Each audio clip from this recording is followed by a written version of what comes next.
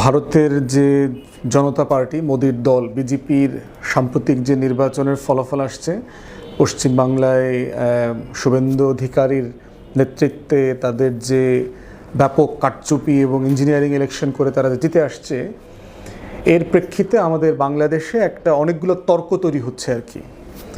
এবং একই সাথে আমাদের পূর্বাঞ্চলে আসাম, ত্রিপুরাতেও বিজেপি শাসন করছে। তো সেইখানে যে তর্কগুলো হচ্ছে যে বিজেপি যেহেতু একটা ধর্মীয় দল, এই একই রকম একটা ধর্মীয় দল আকারে ইসলামী দলগুলো কি বাংলাদেশে উত্থান হচ্ছে কিনা, এবং এটার জাস্টিফিকেশন হচ্ছে আমরা যখনই বিজেপির হিন্দুত্ববাদী ফ্যাসিস্ট রাজনীতি এগুলো নিয়ে কথা বলবার চেষ্টা করছি, বাংলাদেশের যারা আওয়ামী শাহবাগী বাম এই যে চক্র আছে, এই চক্র বলবার চেষ্টা করতেছে যে ওই পারে শুভেন্দু অধিকারী আর এইবারে জনাব শুভেন্দু সাহেবরা, শুভেন্দু মাওলানারা আছেন।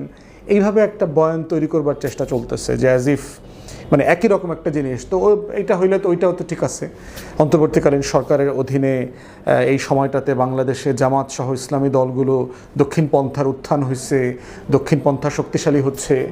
কিন্তু গত দশক ধরে যে ভারতে দক্ষিণপন্থা চরমপন্থা একটা বিজেপি সন্ত্রাসী রাজনৈতিক গোষ্ঠী যে ক্ষমতা দখল করে নিয়েছে, এইটার আলোচনা কিন্তু আমাদের বাংলাদেশের যারা শাহবাগী শুভেন্দুরা আছে তারা এটা নিয়ে কথা বলছে না। তারা খুবই চুপচাপ যে আসলে এখানে কি হয়ে গেছে।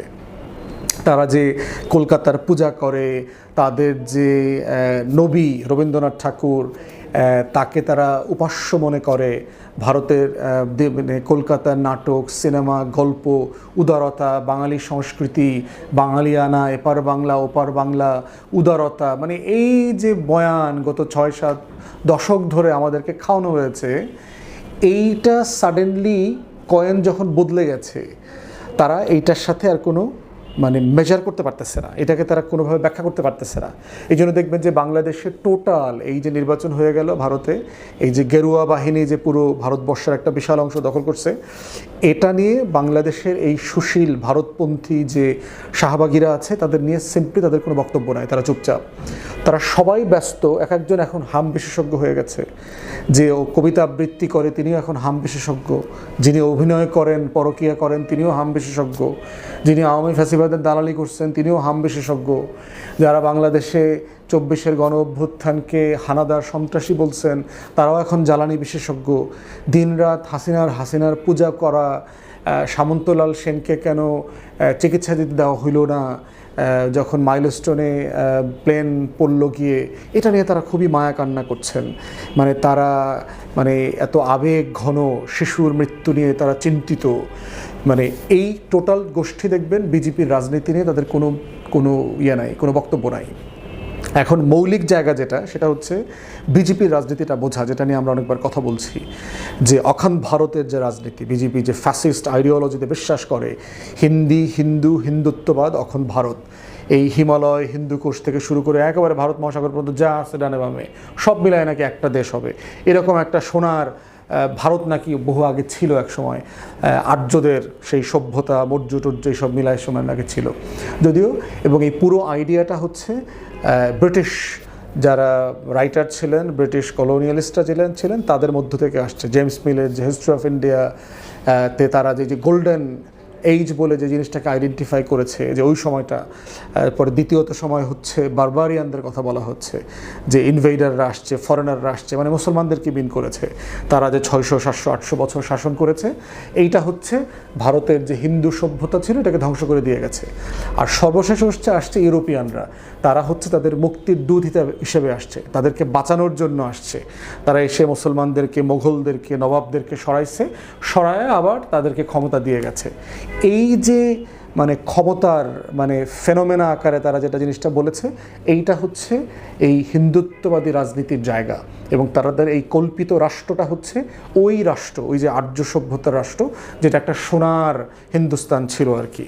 এবং হিন্দুত্ববাদ নামক যে আইডিয়াটা, এইটা ম্যাক্স মুলার নামে আরেকজন ইউরোপিয়ান স্কলার আছে, তার আইডিয়া থেকে তারা কয়েন করেছে যে এটা কোনো ধর্ম না, এটার একটা কালচারাল সভ্যতাগত জায়গা আছে। পুরোটা মিলে হচ্ছে অখন ভারত রাষ্ট্রের জায়গা।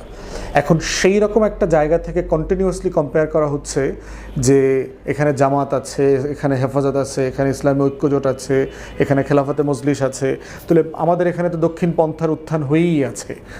এখন ওই পারে এটা হচ্ছে, তো আমাদের আজব হওয়ার কী আছে? আমাদের দরজাই তো এই অবস্থা হয়েছে এবং এটার জন্য ইউনূস সরকার দায়ী। এবং দেখবেন এরকম একটা বয়ান কন্টিনিউয়াসলি বলবার চেষ্টা করা হচ্ছে। প্রশ্ন হচ্ছে যে বাংলাদেশের কোনো ইসলামী দল কি তার ইসলামী থিওলজির, তার যে ডক্ট্রিন, তার মতাদর্শিক রাজনীতি, তার যে কল্পিত রাষ্ট্র, ইসলামী রাষ্ট্র, সেরকম রাষ্ট্রের কথাই তারা কি বলেছে যে এখানে মুসলমান ছাড়া কেউ থাকতে পারবে না, সবাইকে আরবি ভাষায় কথা বলতে হবে, তার এই বিশাল ভূখণ্ড আছে, এটা সে দখল করে নিয়ে একটা মুসলিম রাষ্ট্র বানাবে, মাইনরিটিদেরকে কনসেন্ট্রেশন ক্যাম্প করে, ডিটেনশন সেন্টার করে, বিভিন্ন আইন বানায় সকল হিন্দুদেরকে, বৌদ্ধদেরকে, খ্রিস্টানদেরকে, উপজাতিদেরকে, পাহাড়িদেরকে নাই করে দেবে? এই রাষ্ট্র প্রকল্পের কথা কি ইসলামপন্থীরা কখনো বলেছে? বলে নাই। ভারতের প্রধানমন্ত্রী হচ্ছে মোদি গুজরাটের মুখ্যমন্ত্রী থাকা অবস্থায় 2 থেকে 5,000 মুসলমানদেরকে গণহত্যা করেছে। এরকম কোনো গণহত্যা কি বাংলাদেশে ইসলামপন্থী রাজনৈতিক দল করে আবার ভোটে জিতে ক্ষমতায় আসছে? এটা সম্ভব বাংলাদেশে প্র্যাকটিক্যাল? যেটা বিজেপি করে মুখ্যমন্ত্রী থেকে এরপরে সে প্রধানমন্ত্রী হয়ে গেছে। তাহলে ভারতের যে জাতপাতের রাষ্ট্র কাঠামো, সেখানে যে কাজগুলো করা সম্ভব, যে ব্রাহ্মণিজম চলছে, 16% জনগোষ্ঠী পুরো দেশ দখল করে নিয়েছে, কাঠামো, এস্টাবলিশমেন্ট, আর্থিক লেনদেন, সব কিছু, সেরকম একটা বাস্তবতা কি বাংলাদেশের কোনো ইসলামপন্থী দল আছে?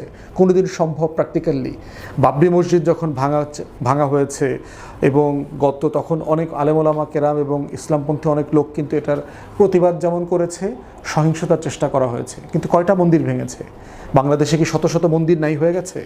বাংলাদেশের ইসলামিক দলগুলো কি মন্দির ভাঙা শুরু করেছে? আরেকটা কাজ দেখবেন একই সাথে করার চেষ্টা করে, 1-2টা মাজার ভাঙার, মাজারের দখল হাবিজাবি, এইসব বিষয়কে নিয়ে জামাত, শিবির, হেফাজত, এনসিপি, ইসলামপন্থী সবাইকে ব্লেম করা হয় মোটা দাগে আর কি। অথচ প্রত্যেকটার সাথে পুঁজির সাথে সম্পর্ক আছে, অর্থনীতির সাথে সম্পর্ক আছে, চাঁদাবাজির সাথে সম্পর্ক আছে। এই যে মিরপুরের শাহ আলী মাজার, এই মাজারের ট্রাস্টে 400 দোকান আছে।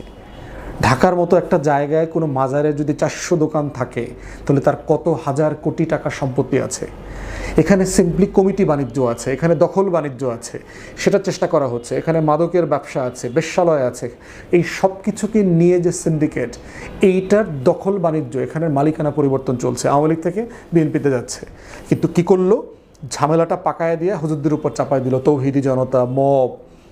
এই যে বিজেপির ফ্রেমে বাংলাদেশকে ব্যাখ্যা করবার চেষ্টা আমাদের শাহবাগী শুভেন্দু অধিকারীরা করতেছে বাংলাদেশের, তাদেরকে মাথায় রাখা দরকার, তাদেরকে এই মিথ্যাচারটা তাদেরকে ফেস করতে হবে। অতএব আমাদের বক্তব্য হচ্ছে যে ইসলামপন্থী রাজনীতি আপনার ভালো লাগতে পারে, জামাতকে আপনার, খেলাফতে মজলিসকে আপনার ভালো লাগতে পারে, এটাই গণতন্ত্র, আপনি পক্ষেও থাকবেন বিপক্ষেও থাকবেন, কিন্তু ইসলামপন্থী রাজনীতিকে বিজেপির ফ্যাসিবাদী রাজনীতির সাথে কম্পেয়ার করা এবং কন্টিনিউয়াসলি সারা বাংলাদেশে, সারা ভারতবর্ষে তারা যে ফ্যাসিবাদ কায়েম করছে, বাড়িতে ঢুকে ফ্রিজে গরুর গোশত রাখা আছে কিনা সেটা পর্যন্ত চেক করতেছে। এবং দেখেন পশ্চিম বাংলায় এই সাম্প্রদায়িক রাজনীতির সবচেয়ে বড় ভিকটিম কারা হচ্ছে আজকে? গরিব হিন্দুরা, যারা গরু লালন পালন করে, ফার্ম করছে, তাদের সবচেয়ে বড় ব্যবসার মৌসুম হচ্ছে কোরবানি। মুসলমানদেরা কোরবানির সময় তার গরু কিনে নিয়ে যাবে, কিন্তু আজকে যেটা হচ্ছে যে মুসলমানরা গরু কিনতেছে, কেনা গরুটা পথের থেকে আবার বিজেপির লোকজন রাস্তা থেকে নামায়া হেনস্থা করতেছে। মুসলমানরা গরু বয়কট করছে যে আমরা কোনো হিন্দু খামারির গরু কিনবো না, কোরবানি খাসি দিয়ে করা যায়, ভেড়া দিয়ে করা যায়, ছাগল দিয়ে করা যায়, আমরা করবো না, গরু নিবই না এবার। তাহলে এখন কি অবস্থা হয়েছে? তাহলে হিন্দুত্ববাদী বিজেপির রাজনীতির সবচেয়ে বড় ভিকটিমকে এবং প্রধানতম ভিকটিমকে? সাধারণ হিন্দু জনগোষ্ঠী। অতএব সেই জায়গাতে আমাদের বক্তব্য খুব পরিষ্কার যে বিজেপির সমকক্ষীয় কোনো ফ্যাসিবাদী রাজনৈতিক গোষ্ঠী ভারতবর্ষে নাই, কোথাও নাই, এই আমাদের পুরো সার্ক অঞ্চলে নাই। অতএব সেই জায়গায় বাংলাদেশের কোনো ইসলামিক দল যারা আপনার পছন্দ না হইতে পারে, যাদেরকে আপনি ভোট নাও দিতে পারেন, কিন্তু তারা সবাই গণতান্ত্রিক সাংবিধানিক রাজনীতি করতেছে, মানবাধিকার লঙ্ঘনের সবচেয়ে বেশি শিকার তারা হয়েছে গত 17 বছর। গুম খুন, হাজারে হাজারে মানুষ খুন হয়েছে তাদের। তারা কেউ এই ফ্যাসিবাদী রাজনীতি করে না, বরং বিজেপির সবচেয়ে কাছাকাছি সংগঠন ছিল বাংলাদেশে আওয়ামী লীগ। আওয়ামী লীগ হচ্ছে একই রকম ফ্যাসিবাদী কাঠামো তৈরি করেছিল।